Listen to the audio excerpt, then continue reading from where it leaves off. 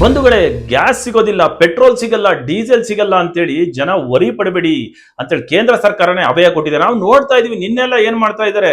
ನಾವೆಲ್ಲರೂ ಗಾಡಿ ಕೆಟ್ಟೋದಾಗ ಪೆಟ್ರೋಲ್ ಬೇಕು ಅಂದಾಗ ಏನ್ ಮಾಡ್ತೀವಿ, ಪೆಟ್ರೋಲ್ ಜಲ್ಲಿ ನಿಂತೋದಾಗ ನಾವು ಹೋಗ್ಬಿಟ್ಟು ಬಾಟಲ್ ಅಲ್ಲಿ ಹಾಕ್ಸ್ಕೊಂಡ್ ಬರ್ತಾ ಇದ್ವಿ ಪೆಟ್ರೋಲ್ನ. ಈಗ ಅದಲ್ಲ, ಇವಾಗ ನೀರಿನ ಕ್ಯಾನ್ಗಳಲ್ಲಿ, ಕುಕ್ಕರ್ಗಳಲ್ಲಿ ಕೂಡ, ಬ್ಯಾರೆಲ್ಗಳಲ್ಲಿ ಏನೇನ್ ಸಿಗುತ್ತೋ ಅದ್ರಲ್ಲೆಲ್ಲ ಪೆಟ್ರೋಲ್ ಡೀಸೆಲ್ ಹಾಕ್ಸ್ಕೊಂಡು ಸ್ಟಾಕ್ ಮಾಡ್ಕೊಂತಿದ್ರ. ಈ ರೀತಿಯಾಗಿ ಸ್ಟಾಕ್ ಮಾಡ್ಕೋಬೇಡಿ. ಪೆಟ್ರೋಲ್ ಡೀಸೆಲ್ ನಿಮಗೆ ಸಿಕ್ಕೇ ಸಿಗುತ್ತೆ. ಅದೇ ರೀತಿ ನೀವು ಹೋಟೆಲ್ಗೆ ಹೋಗ್ತೀರಾ, ಹೋಟೆಲ್ಗೆ ಹೋಗಿ ಇಡ್ಲಿ ವಡೆ 40 ರೂಪಾಯಿ ಇರುತ್ತೆ ಅಂತ ಹೇಳ್ಕೊಳ್ಳಿ. ನೀವು ಅವ್ರು ಹೇಳೋದು ಗ್ಯಾಸ್ ಸಿಗ್ತಿಲ್ಲ ಸರ್, ಹಾಗಾಗಿ ಇಡ್ಲಿ ವಡೆ ಇವಾಗ 80 ರೂಪಾಯಿ ಆಗಿದೆ, 100 ರೂಪಾಯಿ ಆಗಿದೆ ಅಂತ ಹೇಳ್ತಿರ್ತಾರೆ.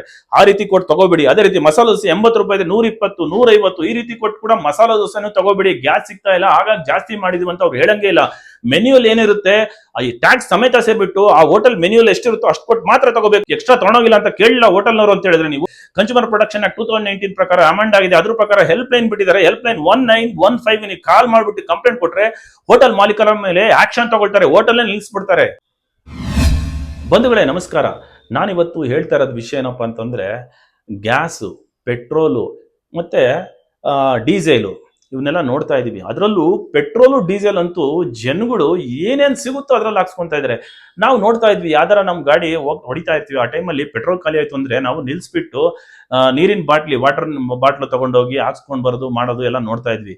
ಅದು ಬಿಡಿ, ಈಗ ಏನ್ ಮಾಡ್ತಿದಾರೆ ಗೊತ್ತಾ, ನಿನ್ನೆ ಎಲ್ಲ ಜನಗಳು ಕುಕ್ಕರ್ ಅಲ್ಲಿ ಕೂಡ ಪೆಟ್ರೋಲ್ ಡೀಸೆಲ್ ಹಾಕ್ಸ್ಕೊಂತಾ ಇದಾರೆ. ಯಾಕಂದ್ರೆ ಪೆಟ್ರೋಲ್ ಡೀಸೆಲ್ ಸಿಗೋದಿಲ್ಲ, ಯುದ್ಧ ಆಗ್ತಿದೆ ಇರಾನ್ ಅಲ್ಲಿ. ಇರಾನು, ಅಮೆರಿಕ, ಇಸ್ರೇಲ್ ಏನ್ ಯುದ್ಧ ಆಗ್ತಿದೆ, ಪೆಟ್ರೋಲ್ ಬರೋದು ನಿಂತೋಗ್ಬಿಡುತ್ತೆ, ಡೀಸೆಲ್ ಬರೋದು ನಿಂತೋಗ್ಬಿಡುತ್ತೆ, ಗ್ಯಾಸ್ಗಳು ಕೂಡ ಸಿಗೋದಿಲ್ಲ.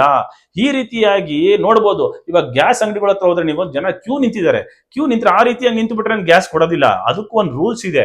ನೀವು ಸಿಲಿಂಡರ್ ತಗೊಂಡು ಅಂದ್ರೆ 14.2 kg ಏನಿರುತ್ತೋ ಅದು ಸಿಲಿಂಡರ್ ತಗೊಂಡು ನಿಮಗೆ 25 ದಿನ ಆದ್ಮೇಲೆ ನೀವು ಬುಕ್ ಮಾಡ್ಬೋದು. ಈ ರೀತಿಯಾಗಿ ಎಲ್ಲ ಇದೆ. ಅದ್ರ ಬಗ್ಗೆ ನಾನು ನಿಮ್ಗೆ ತಿಳಿಸ್ಕೊಡ್ತೀನಿ. ಅದೇ ರೀತಿ ನಾನು ಪೆಟ್ರೋಲ್ ಡೀಸೆಲ್ ಬಗ್ಗೆ ಬರ್ತೀನಿ. ಪೆಟ್ರೋಲ್ ಡೀಸೆಲ್ ಬಗ್ಗೆ ನೋಡ್ತಾ ಇದ್ದೀರಾ ನೀವು. ನಿನ್ನೆ ಮೊನ್ನೆ ಎಲ್ಲ ನಾವು ಬೆಳಗಾಂ ನೋಡಿದ್ವಿ, ಧಾರವಾಡ ನೋಡಿದ್ವಿ. ಧಾರವಾಡದಲ್ಲಂತೂ ಪೆಟ್ರೋಲ್ ಡೀಸೆಲ್ ಹಾಕ್ಸ್ಕೊಳಕ್ ಕ್ಯೂ ನಿಂತು ಬಿಟ್ಟಿದ್ದಾರೆ. ಕ್ಯೂ ನಿಂತು ಅಲ್ಲಿ ನಾನು ಮುಂದೆ ಇದ್ದೆ, ನೀನ್ ಮುಂದೆ ಇದ್ದೆ ಅಂತೇಳಿ ಅವರವರೇ ಜಗಳ ಆಡಿದ್ದಾರೆ. ಜಗಳ ಆಡ್ಬಿಟ್ಟು ಸಿಕ್ಕಾಪಟ್ಟೆ ಗುದ್ದಾಡ್ಬಿಟ್ಟಿದ್ದಾರೆ. ಆಮೇಲೆ ಅದಕ್ಕೆ ಅಲ್ಲಿರೋ DC ಬಂದ್ಬಿಟ್ಟು ಅವರಿಗೆಲ್ಲ ಹೇಳಿದ್ದಾರೆ, ಈ ರೀತಿ ಎಲ್ಲ ಮಾಡಬೇಡಿ, ಪೆಟ್ರೋಲ್ ಸಿಗುತ್ತೆ, ಡೀಸೆಲ್ ಸಿಗುತ್ತೆ, ಕೇಂದ್ರ ಸರ್ಕಾರ ಕೂಡ ಅಭಯ ಕೊಟ್ಟಿದೆ, ಈ ರೀತಿ ಅದು ನಮಗೆ ತೊಂದರೆ ಆಗೋದಿಲ್ಲ. ನೀವು ಈ ರೀತಿಯಾಗಿ ಎಲ್ಲ ಸ್ಟಾಕ್ ಮಾಡ್ಕೊಂಡ್ರೆ ಎಲ್ಲ ಖಾಲಿ ಆಗೋಗುತ್ತೆ, ಪೆಟ್ರೋಲು ಬೇರೆಯವ್ರಿಗೂ ಸಿಗೋದಿಲ್ಲ. ಎಲ್ಲರೂ ಹೋಗೋದು ನೋಡಿದ್ವಿ. ಏನಪ್ಪಾ ಅಂತಂದ್ರೆ ವಾಟರ್ ಕ್ಯಾನು, ನೀರಿನ ಬಾಟ್ಲಿಗಳು, ಆಮೇಲೆ ಇನ್ನ ಬರೋಂಥ ಹಾಲಿನ ಕ್ಯಾನ್ಗಳು ಏನ್ ಸಿಗುತ್ತೆ ಇದರದಕ್ಕೆಲ್ಲ ಹಾಕ್ಸ್ಕೊಂತ ಇದ್ರು. ಅದಿರ್ಲಿ ಬಿಡಿ, ಕುಕ್ಕರ್ ಅಲ್ಲೂ ಕೂಡ ಹಾಕ್ಸ್ಕೊಂತಿದ್ದಾರೆ ಡೀಸೆಲ್ ಪೆಟ್ರೋಲ್ನ. ಈ ರೀತಿಯಾಗಿ ನೀವು ಹಾಕ್ಸ್ಕೋಬೇಡಿ. ಮತ್ತೆ ಇನ್ನೊಂದೇನಪ್ಪ ಜನಗಳಲ್ಲಿ ಇರೋದು ಅಂತಂದ್ರೆ, ಪೆಟ್ರೋಲ್ ಡೀಸೆಲ್ ಬೆಲೆ ಜಾಸ್ತಿ ಮಾಡ್ಬಿಡ್ತಾರೆ ಅಂತೇಳಿ. ಪೆಟ್ರೋಲು ಮತ್ತು ಡೀಸೆಲು ಜಾಸ್ತಿ ಮಾಡಲ್ಲ ಅಂತೇಳಿ ಕೇಂದ್ರ ಸರ್ಕಾರನೇ ಹೇಳಿದೆ. ವರಿ ಮಾಡ್ಕೊಳ್ಳೋದು ಏನಿಲ್ವಾ. ಅದೇ ರೀತಿ ಗ್ಯಾಸ್ಗಳು ಅಷ್ಟೇ, ಗ್ಯಾಸ್ ಸಿಗೋದಿಲ್ಲ ಆಗೀಗೆ ಅಂತೇಳಿ ನೀವು ಇದು ಮಾಡ್ತಾ ಇದ್ರ. ಸ್ವಲ್ಪ ತೊಂದರೆ ಆಯ್ತು. ಯಾಕಂತಂದ್ರೆ ಯುದ್ಧ ನಡೀತಾ ಇತ್ತು, ಇರಾನಿಂದ ಬರ್ಬೇಕಾಗಿತ್ತು ಕಚ್ಚಾ ತೈಲಗಳು, ಹಾಗಾಗಿ ಬರೋದ್ ಲೇಟ್ ಆಯ್ತು. ಈಗೆಲ್ಲ ಬರ್ತಾ ಇದೆ. ಕೇಂದ್ರ ಸರ್ಕಾರದಲ್ಲಿ ಸ್ಟಾಕ್ ಕೂಡ ಇದೆ. ಹಾಗಾಗಿ ನೀವು ಈ ರೀತಿಯಾಗಿ ಪೆಟ್ರೋಲು ಡೀಸೆಲ್ನೆಲ್ಲ ಸ್ಟಾಕ್ ಮಾಡ್ಕೊಳ್ಳೋದಕ್ಕೆ ಹೋಗ್ಬೇಡಿ. ಯಾಕಂದ್ರೆ ಪೆಟ್ರೋಲು ಡೀಸೆಲ್ ಸಿಕ್ಕೇ ಸಿಗುತ್ತೆ. ಪೆಟ್ರೋಲು ಡೀಸೆಲ್ನ ರೇಟ್ ಕೂಡ ಮಾಡೋದಿಲ್ಲ. ಇನ್ನೊಂದು, ಎಲ್ಲರೂ ನಿನ್ನೆ ಏನ್ ಮಾಡಿದ್ರು ಅಂತಂದ್ರೆ, ನಾನು ಹೇಳ್ಬೋದು ಕರ್ನಾಟಕ ರಾಜ್ಯದಲ್ಲಾಗ್ಲಿ, ಗುಜರಾತ್ ಅಲ್ಲಾಗ್ಲಿ, ಉತ್ತರ ಪ್ರದೇಶದಲ್ಲಾಗ್ಲಿ, ಬರೇ ನಮ್ ಕರ್ನಾಟಕ ರಾಜ್ಯದಲ್ಲ, ಗುಜರಾತ್, ಉತ್ತರ ಪ್ರದೇಶದಲ್ಲೂ ಕೂಡ ಈ ರೀತಿಯಾಗಿದೆ. ಬೆಳಗಾವಿಯಲ್ಲಿ ನೋಡ್ಬೋದು, ಧಾರವಾಡದಲ್ಲಿ ನೋಡ್ಬೋದು. ಏನಾಗಿದೆ ಅಂದ್ರೆ ಕ್ಯೂ ನಿಂತು ಹಾಕ್ಸ್ಕೊಂತ ಇದ್ದಾರೆ, ಸ್ಟಾಕ್ ಮಾಡ್ಕೊಂತ ಇದ್ದಾರೆ. ಏನ್ ಡ್ರಮ್ ಸಿಗುತ್ತಾ, ವಾಟರ್ ಬಾಲ್ ಸಿಗುತ್ತಾ, ವಾಟರ್ ಕ್ಯಾನ್ ಸಿಗುತ್ತಾ, ಇನ್ನೇನೇನ್ ಸಿಗುತ್ತೋ ತುಂಬಿಸ್ಕೊಳಕ್ಕೆ. ಕುಕ್ಕರ್ ಬಿಟ್ಟಿಲ್ಲ ಅಂದ್ರೆ ನೀವು ಜನ ಲೆಕ್ಕ ಹಾಕಿ. ಈ ರೀತಿಯಾಗಿ ಸ್ಟಾಕ್ ಮಾಡ್ಕೊಂಡ್ರೆ ಪೆಟ್ರೋಲ್ ಅವತ್ತು ಖಾಲಿ ಆಗುತ್ತೆ. ಈ ರೀತಿಯಾಗಿ ಎಲ್ಲರೂ ತಗೊಂಡೋಗ್ಬಿಟ್ರೆ ಖಾಲಿ ಆಗೋಗುತ್ತೆ, ಬೇರೆಯವ್ರಿಗೆ ಸಿಗಲ್ಲ. ಹೌದಾ? ಹಾಗಾಗಿ ಈ ರೀತಿ ಮಾಡ್ಕೊಂಬೇಡಿ. ಈ ರೀತಿ ಮಾಡಿದ್ರೆ ನಾವೇ ತೊಂದರೆಗಳು ತಗೊಳ್ತೀವಿ. ಕೇಂದ್ರ ಸರ್ಕಾರ ಕೂಡ ಹೇಳ್ತಾ ಇದೆ, ಸ್ಟಾಕ್ ಇದೆ ನಮ್ಮಲ್ಲಿ, ಪೆಟ್ರೋಲ್ ಕೂಡ ಸ್ಟಾಕ್ ಇದೆ, ಡೀಸೆಲ್ ಕೂಡ ಸ್ಟಾಕ್ ಇದೆ, ಎಲ್ಲರಿಗೂ ಸಿಗುತ್ತೆ. ಎಷ್ಟು ನಿಮ್ಮ ಅವಶ್ಯಕತೆ ಇದೆಯೋ ಗಾಡಿ ಹೊಡಿಯೋದಕ್ಕೆ ಅಷ್ಟು ಮಾತ್ರ ಹಾಕ್ಸ್ಕೊಳ್ಳಿ. ರೆಗ್ಯುಲರ್ ಆಗಿ ಏನ್ ಹಾಕ್ಸ್ಕೊಂತಿದ್ರು ವೆಹಿಕಲ್ಗಾಗ್ಲಿ, ಕಾರ್ಗಾಗ್ಲಿ, 2 ವೀಲರ್ ಆಗಲಿ, 4 ವೀಲರ್ ಆಗಲಿ, ಅಷ್ಟು ಮಾತ್ರ ಹಾಕ್ಸ್ಕೊಳ್ಳಿ. ಮನೇಲೆಲ್ಲ ಯಾಕೆ ಇಟ್ಕೊಂಡು ಸ್ಟಾರ್ಟ್ ಮಾಡ್ಕೊಂತ ಇದ್ರೆ ಆ ಥರ ಇಟ್ಕೊಳ್ಳೋದು ಡೇಂಜರೇ. ಈ ರೀತಿ ಭಯ ಪಡ್ಕೊಂಡು ಪೆಟ್ರೋಲ್ ಡೀಸೆಲ್ ರೇಟ್ ಆಗುತ್ತೆ ಅಥವಾ ಸಿಗೋದಿಲ್ಲ, ನಿಂತೋಗ್ಬಿಡುತ್ತೆ ಅಂತೇಳಿ ಮಾಡ್ಕೊಳಕ್ ಹೋಗ್ಬೇಡಿ. ಪೆಟ್ರೋಲು ಡೀಸೆಲ್ ಎಲ್ಲ ನಮ್ಮ ಭಾರತಕ್ಕೆ ಬರ್ತಾ ಇದೆ, ಸಿಗುತ್ತೆ. ಅದೇ ರೀತಿ ನಾನು LPG ಬಗ್ಗೆ ಹೇಳ್ತೀನಿ. LPG ಬಗ್ಗೆ ಅಂತಂದ್ರೆ, ಮನೆಗೆ ತಗೊಳ್ಳೋ ಗ್ಯಾಸ್ಗಿನ್ನ ಮುಖ್ಯವಾಗಿ ಇನ್ನೊಂದು ವಿಷಯಕ್ಕೆ ಬರ್ತೀನಿ ನಾನು. ಏನಪ್ಪಾ ಅಂದ್ರೆ, ಇತ್ತೀಚಿನ ಒಂದು 2-3 ದಿನಗಳಿಂದ ನಡೀತಿರೋದೇನಂತಂದ್ರೆ, ಯಾವುದೇ ಹೋಟೆಲ್ಗೆ ಹೋಗಿ ನೀವು, ಹೋಟೆಲ್ ಹೋದ್ರೆ ನಿಮಗೆ ಇಡ್ಲಿ ವಡೆ 40 ರೂಪಾಯಿ ಇದ್ದಿರೋತಿತ್ತು ಅಂತಂದ್ರೆ 80 ರೂಪಾಯಿ, 100 ರೂಪಾಯಿ, 120 ರೂಪಾಯಿ ಚಾರ್ಜ್ ಮಾಡ್ತಾ ಇದ್ದಾರೆ. ಅದೇ ರೀತಿ ಒಂದು ಮಸಾಲೆ ದೋಸೆ 80 ರೂಪಾಯಿ ಇತ್ತು ಅಂತಂದ್ರೆ 120, 130, 150 ಇನ್ನು ಎಷ್ಟು ಮಾಡ್ತಿದ್ರೋ ಗೊತ್ತಿಲ್ಲ. ನಾನ್ ನೋಡ್ದಂಗೆ ಅಷ್ಟಷ್ಟು ಹೆಚ್ಚಿಗೆ ಮಾಡಿದ್ದಾರೆ. ಕೆಲವು ಕಡೆ ಕಾಫಿ ಟೀಗೂ ಹೆಚ್ಚಿಗೆ ಮಾಡಿದ್ದಾರೆ. ಏನಕ್ಕಪ್ಪ ಅಂತ ಹೋಟೆಲ್ನವ್ರು ಕೇಳಿದ್ರೆ, ಸರ್ ಗ್ಯಾಸ್ ಸಿಗ್ತಾ ಇಲ್ಲ ಸರ್, ಗ್ಯಾಸ್ ನಾವು ಜಾಸ್ತಿ ಕೊಡ್ತಾ ಇರ್ತಾ ಇದೀವಿ, ಈ ರೀತಿಯಾಗಿ ಅವ್ರು ಹೇಳ್ತಾ ಇದ್ದಾರೆ. ಈ ರೀತಿಯಾಗಿ ಗ್ಯಾಸ್ ಜಾಸ್ತಿ ಕೊಟ್ಟು ತರ್ತಾ ಇದೀವಿ ಅಂತ ಹೇಳ್ತಿರೋದು ಅವ್ರು ತಪ್ಪು. ಯಾಕಂದ್ರೆ ನಾವುಗಳು ಇದನ್ನು ಪ್ರೊಟೆಕ್ಟ್ ಮಾಡಬೇಕು, ನಾವು ಇದನ್ನ ಅಜಿಟೇಟ್ ಮಾಡಬೇಕು. ಯಾಕಂದ್ರೆ ಕನ್ಸ್ಯೂಮರ್ ಪ್ರೊಟೆಕ್ಷನ್ ಆಕ್ಟ್ ಅಮೆಂಡ್ ಆಗಿದೆ, 2019 ಕನ್ಸ್ಯೂಮರ್ ಪ್ರೊಟೆಕ್ಷನ್ ಆಕ್ಟ್, ಗ್ರಾಹಕರ ಸಂರಕ್ಷಣಾ ಕಾಯ್ದೆ 2019. ಏನಪ್ಪಾ ಅಂತಂದ್ರೆ ಇದರಲ್ಲಿ ಯಾವುದೇ ಒಂದು ಹೋಟೆಲ್ನವರು ಮೆನ್ಯೂ ರೇಟ್ ಏನಿರುತ್ತೋ, ಅವ್ರು ಹಾಕಿರೋ ಮೆನ್ಯೂ ರೇಟು ಇನ್ಕ್ಲೂಡಿಂಗ್ GST ಸೇರಿಸ್ಲಿ ಏನಾರ ಸೇರಿಸ್ಲಿ, ಅಲ್ಲಿ ಏನ್ ಮೆನ್ಯೂ ರೇಟ್ ಆಗಿರುತ್ತೋ ಅದಕ್ಕಿಂತ ಜಾಸ್ತಿ ₹1 ತಗೊಳಂಗಿಲ್ಲ. ಇಲ್ಲಿ ನೋಡ್ತಾ ಇದ್ರೆ ಒಂದು ಇಡ್ಲಿ ವಡೆ ₹40 ಇತ್ತು ಅಂತಂದ್ರೆ ಏನದು ₹40 ಇರೋದನ್ನ ₹80, ₹100 ತಗೊಳ್ತಿದ್ದಾರೆ. ಮಸಾಲೆ ದೋಸೆಗೂ ಹಂಗೆ ತಗೊಳ್ತಿದ್ದಾರೆ. ಪ್ರತಿಯೊಂದು ತಿಂಡಿಗೂ ಕಾಫಿ ಟೀಗೂ ಇದೇ ರೀತಿ ತಗೊಳ್ತಿದ್ದಾರೆ. ಹೋಟೆಲ್ನವ್ರು ಕೇಳಿದ್ರೆ ಏನಪ್ಪ ಅಂದ್ರೆ ಗ್ಯಾಸ್ ಸಿಗ್ತಾ ಇಲ್ಲ ಜಾಸ್ತಿ, ಅದಕ್ಕೆ ಸರ್ ಗ್ಯಾಸಿಗೋಸ್ಕರ ಜಾಸ್ತಿ ಆಗ್ತಿದೀವಿ ಅಂತ ಹೇಳ್ತಿದ್ದಾರೆ. ಈ ರೀತಿ ಅವ್ರು ಹೇಳಕ್ ಬರೋದಿಲ್ಲ.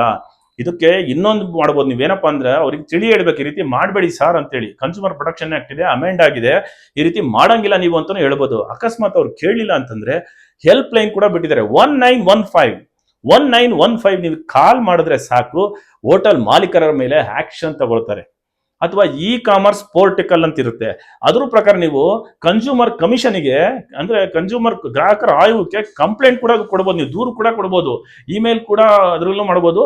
ಈ ಪೋರ್ಟಿಕಲ್ ಏನಿದೆ ಅದರಲ್ಲೂ ಕೊಡ್ಬೋದು, ಅದರಲ್ಲೂ ನೀವು ಕಂಪ್ಲೇಂಟ್ ಮಾಡ್ಬೋದು. ಈ ರೀತಿಯಾಗಿ ಹೋಟೆಲ್ನವರು ತಿಂಡಿಗೆ ಜಾಸ್ತಿ ತೊಗೊಳಂಗಿಲ್ಲ. ನೀವು ಬಿಡಾಪನ, ನೀವು ತಿಂಡಿ ಸಿಕ್ಕರೆ ಸಾಕು, ₹40 ಇಡ್ಲಿ ಇರೋದು ₹60 ಮಾಡಿದೀನಿ, ₹70 ಕೊಟ್ಬೇಡ, ಅಥವಾ ₹80 ಮಸಾಲೆ ದೋಸೆ ಇರೋದು ₹120, ₹130 ಮಾಡಿದಾನೆ ಕೊಟ್ಬೇಡ ಅಂತೇಳಿ ನೀವು ಈ ರೀತಿ ಹೋದ್ರೆ ಏನು ಕಳ್ಳ ಸಂತೆ ನಡೀತಾ ಇದೆಯೋ ಇದು ಗ್ಯಾಸ್ಗಳದು, ಇದನ್ನ ನಾವೇ ಅದಕ್ಕೆ ಪ್ರಚೋದನೆ ಕೊಟ್ಟಂಗಾಗುತ್ತೆ.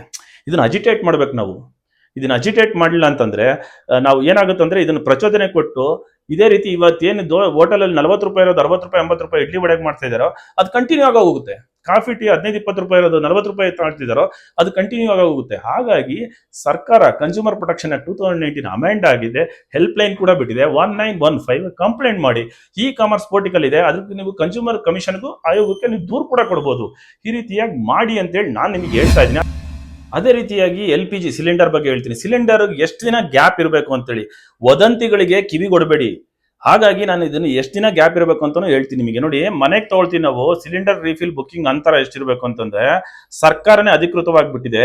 ತೂಕ ಇಡಬೇಕು. ಸಿಂಗಲ್ ಸಿಲಿಂಡರ್ ಸಂಪರ್ಕ ಅಂದ್ರೆ ಸಿಂಗಲ್ ಇರೋರಿಗೆ, ಡಬಲ್ ಇರೋದು ಆಮೇಲೆ ಹೇಳ್ತೀನಿ ನಾನು, 14.2 kgಗೆ 25 ದಿನ ನೀವು ಬುಕ್ ಮಾಡಿ ತಗೊಂಡಿರ್ತೀರ, ಅಲ್ಲಿಂದ ತಗೊಂಡಾದ್ಮೇಲೆ 25 ದಿನ ನೀವು ಗ್ಯಾಪ್ ಕೊಡ್ಬೋದು. ಏನಪ್ಪ ವದಂತಿ ಅಂದ್ರೆ 25 ದಿನ ಇರೋದನ್ನ 35 ದಿನ ಮಾಡ್ಬಿಡ್ತಾರೆ, 40 ದಿನ ಮಾಡ್ಬಿಡ್ತಾರೆ, ಈ ರೀತಿ ಎಲ್ಲ ಇದೆ. ವದಂತಿಗಳಿಗೆ ಕಿವಿ ಕೊಡಬೇಡಿ. ಸಿಲಿಂಡರ್ ಸಿಗುತ್ತೆ. ನೀವು ಫಸ್ಟ್ ಸಿಲಿಂಡರ್ ಏನ್ ತಗೊಂಡಿರ್ತೀರೋ ಆ ದಿನದಿಂದ 25 ದಿನಕ್ಕೆ ನಿಮಗೆ ನಂತರಕ್ಕೆ ನಿಮಗೆ 14.2 kg ಮನೆಗೆ ಯೂಸ್ ಮಾಡ್ತಿರೋ ಅದು ಸಿಗುತ್ತೆ. ಅದೇ ರೀತಿಯಾಗಿ 5 kg ಸಿಲಿಂಡರ್ ನಿಮಗೆ 9 ದಿನ ಗ್ಯಾಪ್, ನೀವು ತಗೊಂಡಾದ್ಮೇಲೆ 9 ದಿನ ಗ್ಯಾಪ್ ನಿಮ್ಗೆ ಬಂದಾದ್ಮೇಲೆ. 10 kg ಕಾಂಪೋಸಿಟ್ ಏನಿದೆ ಸಿಲಿಂಡರ್ ಇವಾಗ ಬಂದಿದೆ, ಅದು ನಿಮಗೆ 18 ಡೇಸ್ ಗ್ಯಾಪ್ ಇರುತ್ತೆ. ಅದೇ ರೀತಿ ಡಬಲ್ ಸಿಲಿಂಡರ್ ಮನೆಗೆ ಹೊಂದಿರೋರು ಸಂಪರ್ಕಕ್ಕೆ, ಅವ್ರಿಗೆ ಎಷ್ಟು ದಿನ ಸಿಲಿಂಡರ್ ರಿಫಿಲ್ ಬುಕ್ಕಿಂಗ್ ಅಂತರ ಇರಬೇಕು, ಗ್ಯಾಪ್ ಇರಬೇಕು ಅಂತಂದ್ರೆ ಸಿಲಿಂಡರ್ ತಗೊಂಡು ಬಂದಾದ್ಮೇಲೆ ನಿಮಗೆ 14.2 ಮನೆಗೆ ಯೂಸ್ ಮಾಡುವಂತ 14.2 kgಗೆ 35 ದಿನ ಇದಕ್ಕಿರಬೇಕು. ನಾವು 14 ಸಿಂಗಲ್ ಸಿಲಿಂಡರ್ ಅವರಿಗೆ 25 ದಿನ ಅಷ್ಟೇ. ಇವಾಗ ವದಂತಿಗಳು ಏನ್ ಮಾಡ್ತಾರೆ, 25 ದಿನ 35 45 ಮಾಡ್ತಾರೆ, ಈ ತರ ನಂಬಕ್ ಹೋಗ್ಬಿಡಿ. ಆಮೇಲೆ ಡಬಲ್ ಸಿಲಿಂಡರ್ 14.2 kgಗೆ 35 ದಿನ ಇರಬೇಕು, 5 kgಗೆ 12 ದಿನ ಇರಬೇಕು, 10 kgಗೆ ಕಾಂಪೋಸಿಟ್ಗೆ 25 ದಿನ ಇರಬೇಕು. ಅದೇ ರೀತಿಗೆ ಉಜ್ವಲ ಯೋಜನೆ ಸಂಪರ್ಕದಲ್ಲಿ ನಿಮಗೆ 14.2 kg, ಅದಕ್ಕೆ 45 ದಿನ ಗ್ಯಾಪ್ ಇರಬೇಕು. 5 kgಗೆ 16 ದಿನ ಗ್ಯಾಪ್ ಇರಬೇಕು. ಈ ರೀತಿಯಾಗಿ ಒಂದು ಸಿಲಿಂಡರ್ ನೀವು ತಗೊಂಡಾದ್ಮೇಲೆ ರೀಫಿಲ್ ಬುಕ್ಕಿಂಗ್ ಅಂತರ ಇಷ್ಟು ದಿನಗಳು ಇರಬೇಕು. ಹಾಗಾಗಿ ವದಂತಿಗಳಿಗೆ ನೀವು ಕಿವಿಗೊಡಬೇಡಿ. ಗ್ಯಾಸ್ ಆಗಲಿ, ಪೆಟ್ರೋಲ್ ಆಗಲಿ, ಡೀಸೆಲ್ ಆಗಲಿ ಎಲ್ಲ ಕೂಡ ಸಿಗುತ್ತೆ. ಪೆಟ್ರೋಲ್ ಡೀಸೆಲ್ ಯಾಕೆ ಪೆಟ್ರೋಲ್ ಬಂಕ್ಗಳಲ್ಲಿ ಕಡಿಮೆ ಆಗಿತ್ತು ಅಂತ ಹೇಳಿದ್ರೆ ಎಲ್ಲರೂ ಹೋಗ್ಬಿಟ್ಟು ಸ್ಟಾಕ್ ಮಾಡೋಕ್ಕೋಸ್ಕರ ಹಾಕೊಂಡ್ರು. ಯಾವ ರೆಗ್ಯುಲರ್ ಆಗಿ ಎಷ್ಟು ಜನ ಏನಕ್ಕೆ ಹಾಕ್ಸ್ಕೊಂತಿದ್ರು ಅಷ್ಟೇ ಹಾಕ್ಸ್ಕೊಂಡಿದ್ರೆ ಎಲ್ಲಾ ಪೆಟ್ರೋಲ್ ಬಂಕ್ಗಳಲ್ಲೂ ಪೆಟ್ರೋಲ್ ಸಿಗೋದು. ಹಾಗಾಗಿ ಮತ್ತೆ ಯುಗಾದಿ ಹಬ್ಬದಲ್ಲೂ ಒಂದಿನ ರಜಾ ಮಾಡಿದ್ರು, ಪೆಟ್ರೋಲ್ ಒಂದಿನ 2 ದಿನ ರಜಾ ಮಾಡಿದ್ರು, ಅಷ್ಟೇ ಬಿಟ್ಬಿಟ್ರೆ ಇನ್ನೇನು ಇಲ್ಲ. ಈ ರೀತಿ ಹಾಕ್ಸ್ಕೊಂಡಾಗ ಕೆಲವು ಪೆಟ್ರೋಲ್ ಬಂಕ್ಗಳಲ್ಲಿ ಖಾಲಿ ಆಯಿತು. ಹಾಗಾಗಿ ಪೆಟ್ರೋಲ್ ಸಿಗುತ್ತೆ, ಡೀಸೆಲ್ ಸಿಗುತ್ತೆ, ದರನೂ ಹೆಚ್ಚು ಮಾಡಲ್ಲ. ಅದೇ ರೀತಿಯಾಗಿ ನೀವು ಹೋಟೆಲಲ್ಲಿ ಹೋದಾಗ ಏನ್ ಮೆನ್ಯೂ ಇರುತ್ತೋ ಮೆನ್ಯೂ ರೇಟ್ ಏನಿರುತ್ತೋ ಅಷ್ಟೇ ಕೊಡಿ. ಅವ್ರಿಗೆ ಹೇಳಿ ಈ ರೀತಿ ಎಷ್ಟೇ ತಗೊಳಂಗಿಲ್ಲ ಅಂತೇಳಿ. ಅಕಸ್ಮಾತ್ ತಗೊಂಡ್ರು ಅಂದ್ರೆ ಹೆಲ್ಪ್ ಲೈನ್ ಇದೆ, 1915 ಹೇಳಿದ್ರೇನು ಅದಕ್ಕೆ ಕಾಲ್ ಮಾಡಿ. ಗ್ಯಾಸ್ನು ಅಷ್ಟೇ, ಗ್ಯಾಸ್ ಕೂಡ ಸಿಗುತ್ತೆ. ಹಾಗಾಗಿ ಯಾವುದೇ ಒಂದು ವದಂತಿಗಳಿಗೆ ನಂಬೇಡಿ. ಈ ವಿಷಯನ ನಾನು ತಿಳಿಸ್ಬೇಕಂತಿತ್ತು, ತಿಳಿಸಿದೆ. ವಿಡಿಯೋ ಚೆನ್ನಾಗಿದ್ರೆ ಲೈಕ್ ಮಾಡಿ, ಶೇರ್ ಮಾಡಿ, ಕಮೆಂಟ್ ಮಾಡಿ. ಈ ರೀತಿ ವಿಡಿಯೋ ಮಾಡೋದಕ್ಕೆ ನೀವು ಸಪೋರ್ಟ್ ಮಾಡಿದ್ರೆ ಪ್ರೋತ್ಸಾಹ ಆಗುತ್ತೆ. ನಾನು ಈ ರೀತಿ ವಿಡಿಯೋಗಳನ್ನ ಮಾಡ್ತಾ ಇರ್ತೀನಿ. ಬಾಯ್ ಬಾಯ್.